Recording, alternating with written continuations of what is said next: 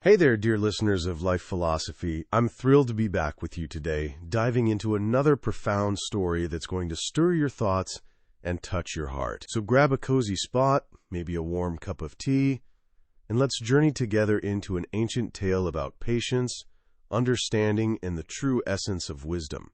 This is a story about none other than the enlightened one, Mahatma Buddha, and a peculiar incident that unfolded during one of his gatherings. A story that's as much about silence as it is about speech.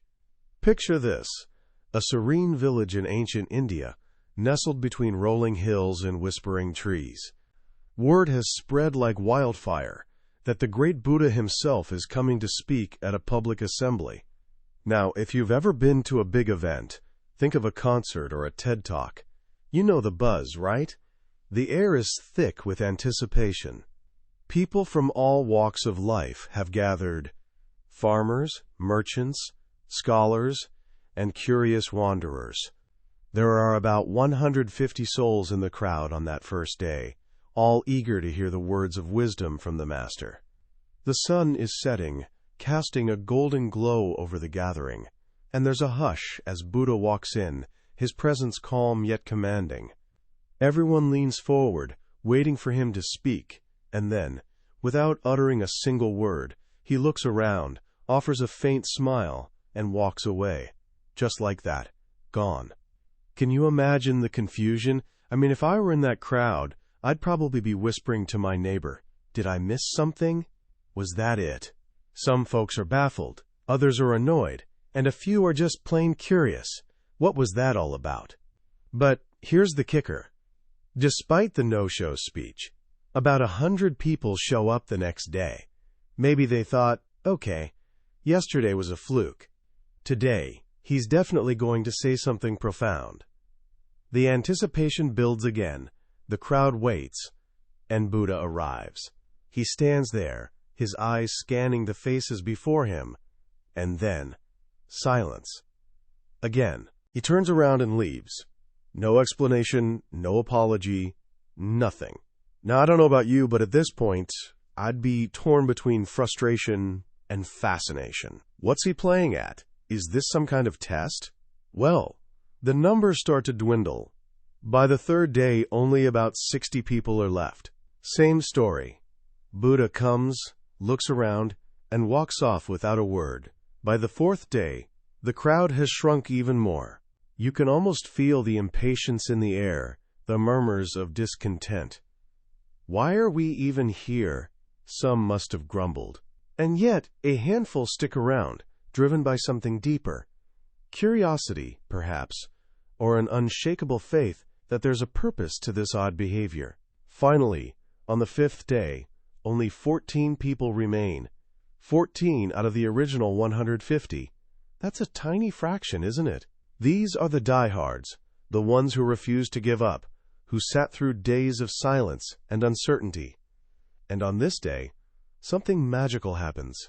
Buddha arrives, looks at this small, steadfast group, and for the first time, he speaks.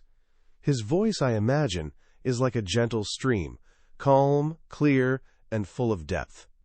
He shares his teachings, his insights on life, suffering, and the path to enlightenment.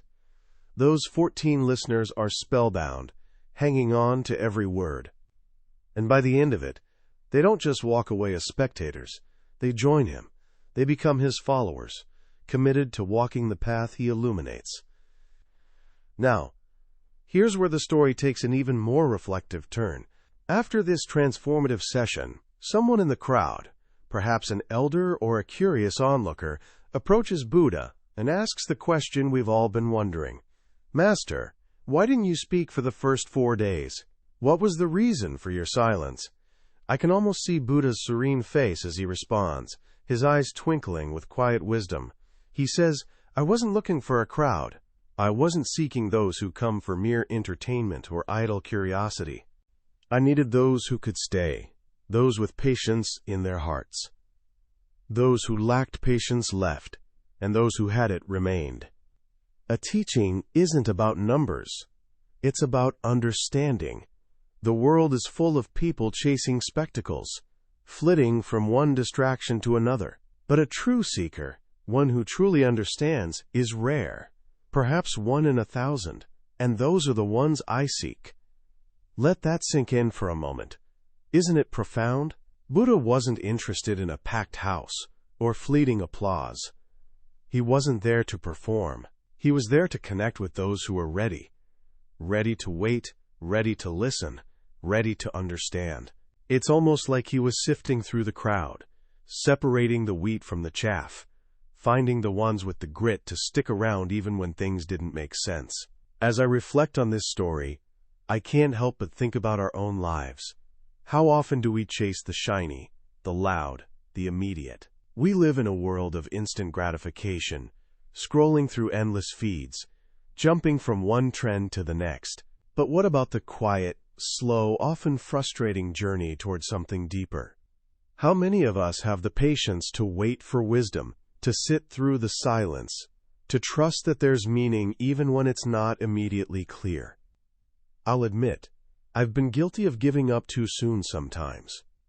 I remember once signing up for a meditation class, all excited to find inner peace, only to quit after 2 sessions because, well, sitting still was harder than I thought. I wonder now, what if I'd stayed? Just like those 14 people, what might I have discovered? Buddha's lesson here is a powerful one. True growth, true understanding, requires patience. It's not about the crowd you attract, but the depth of connection you forge. He reminds us that life's most meaningful teachings often come wrapped in silence, in waiting, in uncertainty. And isn't that true for so many things? Think about relationships, how the strongest bonds are often built through years of quiet support, not grand gestures. Or personal dreams, how the most fulfilling achievements come after long, unseen struggles, not overnight success.